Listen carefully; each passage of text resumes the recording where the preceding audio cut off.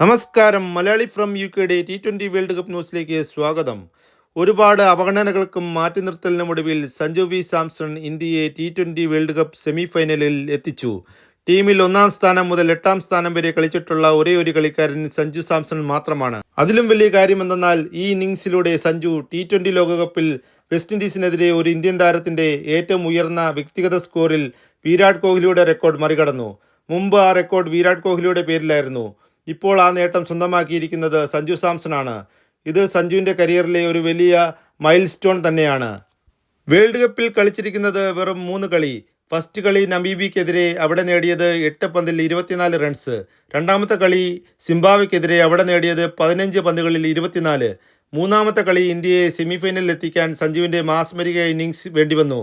50 പന്തുകളിൽ 97 റൺസ്, 12 ഫോറുകളും 4 സിക്സും അടങ്ങിയുന്ന ഒരു ഫസ്റ്റ് ക്ലാസ് ഇന്നിംഗ്സ്. ഇനി ഇന്നത്തെ കളിയിലേക്ക് പോയാൽ ടോസ് നേടിയ ഇന്ത്യ ബാറ്റിംഗ് തിരഞ്ഞെടുത്തു. ചേസും ഹോപ്പും ചേർന്ന് വെസ്റ്റ് ഇൻഡീസിന് നല്ലൊരു തുടക്കമാണ് നൽകിയത്. രണ്ടുപേരുടെയും കൂട്ടുകെട്ടിൽ പിറന്നത് 68 റൺസ്. ഇന്ത്യൻ ബൗളേഴ്സിനെ കൃത്യമായ ഇടവേളകളിൽ രണ്ടുപേരും തലങ്ങും വിലങ്ങും പ്രഹരിച്ചു. 8ാം ഓവറിലെ 5ാം ബോളിൽ 99 കിലോമീറ്റർ സ്പീഡിൽ വരുൺ ചക്രവർത്തി എറിഞ്ഞ ഒരു ക്വിക്കർ ഡെലിവറി ഹോപ്പിൻ്റെ മിഡിൽ സ്റ്റംപ് പിടിത് പന്ത് പുറത്തേക്ക്. 33 ബോളിൽ 32 റൺസ് എടുത്ത hope ഔട്ടാകുമ്പോൾ west Indies score 68-1.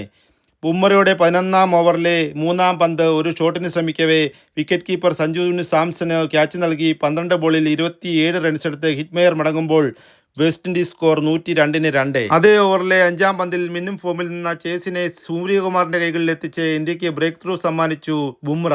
West Indies score 103-3. 14ാം ഓവറിൽ റുദർഫോർഡിനെ സഞ്ജുവിൻ്റെ കൈകളിൽ എത്തിച്ചു ഹാർദിക് പാണ്ഡ്യ. 119-4. പിന്നീട് ഹോൾഡറും പൗലും ചേർന്ന് വെസ്റ്റ് ഇൻഡീസിനെ മുന്നോട്ട് നയിച്ചു. രണ്ടുപേരും ചേർന്ന് 5 ഓവറിൽ അടിച്ചെടുത്തത് 76 റൺസ്. അങ്ങനെ വെസ്റ്റ് ഇൻഡീസ് സ്കോർ 195. ഇറങ്ങിയ ഇന്ത്യക്ക് 29 റൺസ് കൂട്ടിച്ചേർക്കുന്നതിനിടയിൽ 11 പന്തുകളിൽ നിന്ന് 10 റൺസ് നേടിയ അഭിഷേക് ശർമ്മയുടെ വിക്കറ്റ് നഷ്ടമായി. അതിനുശേഷം വന്ന ഇഷാൻ കിഷൻ ഹോൾഡറിന്റെ ഓവറിൽ ഹിറ്റ്മെയറിന് ക്യാച്ച് നൽകി മടങ്ങുമ്പോൾ ഇന്ത്യൻ സ്കോർ 41-2. പിന്നീട് വന്ന സൂര്യകുമാർ യാദവും സഞ്ജുവും ചേർന്ന് 58 റണ്ണിന്റെ പാർട്ണർഷിപ്പ്. ഇന്ത്യൻ സ്കോർ ബോർഡ് 99 നിൽക്കുമ്പോൾ ഷാമാർ ജോസഫിന്റെ ഓവറിൽ റുദർഫോർഡ് ക്യാച്ച് എടുത്ത് സൂര്യകുമാർ മടങ്ങി. പിന്നാലെ വന്ന തിലക് വർമ്മയും സഞ്ജുവും ചേർന്ന് 42 റൺസിന്റെ പാർട്ണർഷിപ്പ്. തിലക് വർമ്മ ഔട്ടാകുമ്പോൾ ഇന്ത്യൻ സ്കോർ 141-4. അതിനുശേഷം ഗ്രീസിലെത്തിയ ഹാർദിക് പാണ്ഡ്യയും സഞ്ജുവും ചേർന്ന് 38 റൺസിന്റെ കൂട്ടുകെട്ട്. അപ്പോഴേക്കും ഇന്ത്യ സേഫ് പോയിന്റിൽ എത്തിയെന്ന് പറയാം. ഹാർദിക് ഔട്ടാകുമ്പോൾ 179-5 എന്ന നിലയിൽ നിന്ന് ഇന്ത്യയെ ലാസ്റ്റ് ഓവറിന്റെ ഫസ്റ്റ് ബോളിൽ 6ഉം രണ്ടാമത്തെ ബോളിൽ ഒരു 4ഉം അടിച്ച് ഇന്ത്യയെ സഞ്ജു സാംസൺ വിജയത്തിലെത്തിച്ചു. ഇന്ത്യൻ വിജയത്തിന് കാരണം സഞ്ജു നടത്തിയ ഒറ്റയാൾ പോരാട്ടമാണ്. കൃത്യമായ ഇടവേളകളിൽ നേടിയ പാർട്ണർഷിപ്പും അദ്ദേഹത്തിൻ്റെ ബാറ്റിംഗ് കരുത്തിലുമാണ് ഇന്ത്യ സെമിയിലേക്ക് കയറിയത്. Thank you Sanju Vishwanath Samson. നിങ്ങൾ ഇന്ത്യയുടെ അഭിമാനമാണ്, മുത്താണ്. വീണ്ടും കാണാം. Malayali from UK.